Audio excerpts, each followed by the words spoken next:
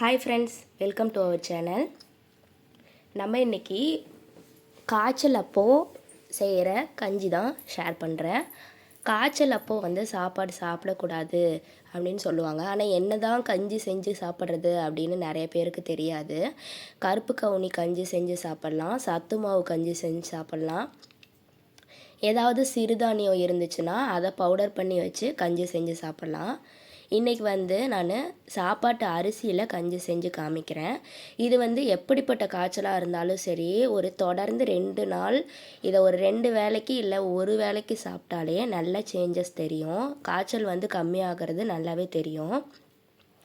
இது கொஞ்சமாக ஒரு கைப்பிடி அளவுக்கு சாதம் அரிசி எடுத்துட்டு வர அரிசி எடுத்துகிட்டு அதை நல்லா ஸ்டவ்வில் வறுத்துட்டு ஆற வச்சுட்டு மிக்ஸி ஜாரில் போட்டு நல்லா பவுடர் மாதிரி அரைச்சி எடுத்துக்கலாம். அது கூட கொஞ்சமாக கல்லுப்பு சேர்த்து தண்ணி கொஞ்சமாக சேர்த்து கரைச்சி விட்டுட்டு கட்டி இல்லாமல் கரைச்சிட்டு அதுக்கப்புறமா நல்லா ஒரு பெரிய கிளாஸ் அளவுக்கு 1 டம்ளர் தண்ணி ஊற்றிக்கலாம். ஏன்னா பவுடர் கம்மியாக தான் தெரியும். ஆனால் தண்ணி ஊற்றி கொதிக்கும் போது அது சாப்பாடு வேகிற மாதிரி தான் நல்லா ஒவ்வொன்றும் உப்பி வரும். ரவை எப்படி உப்பி வருதோ அந்த மாதிரி உப்பி வரும்.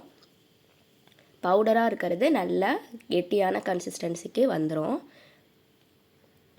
ஃபஸ்ட்டு இந்த மாதிரி நல்லா மிக்ஸ் பண்ணிவிட்டு எந்த அளவுக்கு நமக்கு தண்ணி வேணுமோ அந்த அளவுக்கு தண்ணியை சேர்த்துட்டு ஸ்டவ்வில் வச்சு நல்லா கொதிக்க வச்சுக்கலாம்.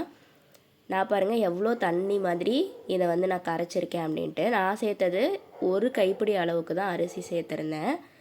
இதை நல்லா கொதிக்க வச்சுக்கலாம். இது ஒரு 10 மினிட்ஸ் ஆகும் நல்லா இது வெந்து வர்றதுக்கு.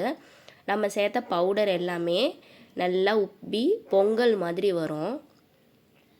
நல்லா கிளறி விட்டுக்கிட்டே இருக்கலாம், இல்லைனா அடி பிடிச்சிரும், கட்டி பிடிச்சிரும். இந்த மாதிரி நல்லா கொதித்து வரும்போது பொங்கி வராமல் பார்த்துக்கோங்க.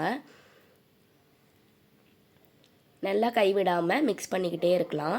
நல்லா கெட்டியாயிரும். நம்ம சேர்த்தது ரொம்ப தண்ணி மாதிரி தான், ஆனால் ஃபைனலாக ரொம்ப கெட்டியாயிருக்கும். அதுவும் ஆற வச்சு சாப்பிடும்போது இன்னுமே கெட்டியாயிருக்கும். ஸ்பூனில் எடுத்து சாப்பிட்றதுக்கு கரெக்டாக இருக்கும். இது குழந்தைங்கள்லேருந்து பெரியவங்க வரைக்கும் எல்லாருமே சாப்பிட்லாம்.